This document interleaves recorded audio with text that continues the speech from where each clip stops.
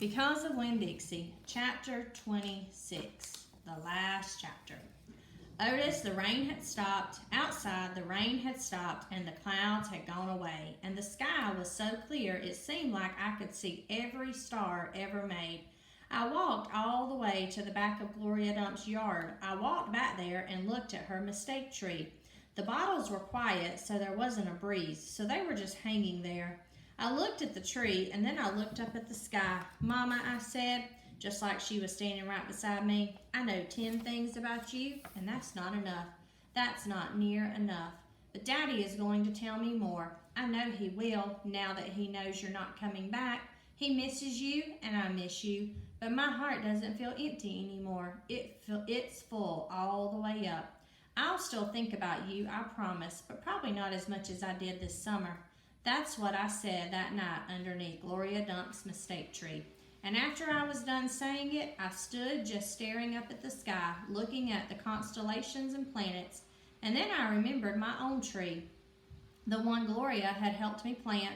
I hadn't looked at it for a long time. I went crawling around on my hands and knees searching for it. And when I found it, I was surprised at how much it had grown. It was still small. It still looked more like a plant than a tree. But the leaves and the branches felt real strong and good and right.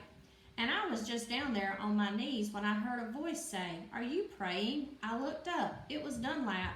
"No," I said, "I'm not praying. I'm thinking." He crossed his arms and looked down at me. "What about?" he asked. "All kinds of different things," I said. "I'm sorry that I called you and Stevie bald-headed babies." "That's all right," he said. "Gloria told me to come out here and get you. I told you she wasn't a witch."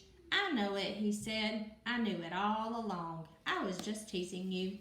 "Oh," I said. I looked at him close. It was hard to see him good in the dark yard. "Aren't you going to stand up?" he asked. "Yeah," I said, and then he surprised me. He did something I never in a million years thought a Dewberry boy would do.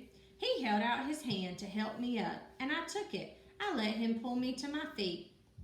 "I'll race you back to the house," Dunlap said, and he started to run. "Okay," I shouted, "but I'm warning you, I'm fast." We ran, and I beat him. I touched the corner of Gloria Dump's house right before he did.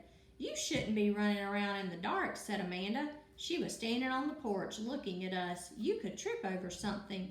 "Oh, Amanda," said Dunlap, and he shook his head. "Oh, Amanda," I said too. And then I remembered Carson, and I felt bad for her. I went up on the porch and took hold of her hand and pulled on her. "Come on," I said. "Let's go inside." "India Opal," Daddy said when me and Amanda and Dunlap walked in, "are you here to sing some songs with us?" "Yes, sir," I said. "Only I didn't know that many songs." "We'll teach you," he said. He smiled at me real big. It was a good thing to see. "That's right," said Gloria Dump. "We will." Sweetie Pie was still sitting in her lap, but her eyes were closed. "Care for a little Miss Sausage?" Miss Franny asked, passing me the bowl. "Thank you," I told her. I took a little Miss Sausage and unwrapped it and put it in my mouth. "Do you want a pickle?" Otis asked, holding up his big jar of pickles. "No, thank you," I said. "Not right now." Winn-Dixie came out from underneath Gloria Dump's chair. He sat down next to me and leaned into me the same as I was leaning into my daddy. And Amanda stood there right beside me, and when I looked over at her, she didn't look pinch-faced at all to me. Dunlap cracked his knuckles and said, "Well, are we going to sing or what?" "Yeah," Stevie echoed. "Are we going to sing or what?" "Let's sing," said Sweetie Pie, opening her eyes and sitting up straight. "Let's sing for the dog." Otis laughed and strummed his guitar, and the flavor of the little Miss Sausage opened in my mouth, like a flower blooming, all sweet and sad. And then Otis and Gloria and Stevie and Miss Franny and Dunlap and Amanda and Sweetie Pie and my daddy all started to sing a song, and I listened careful so I would learn it right.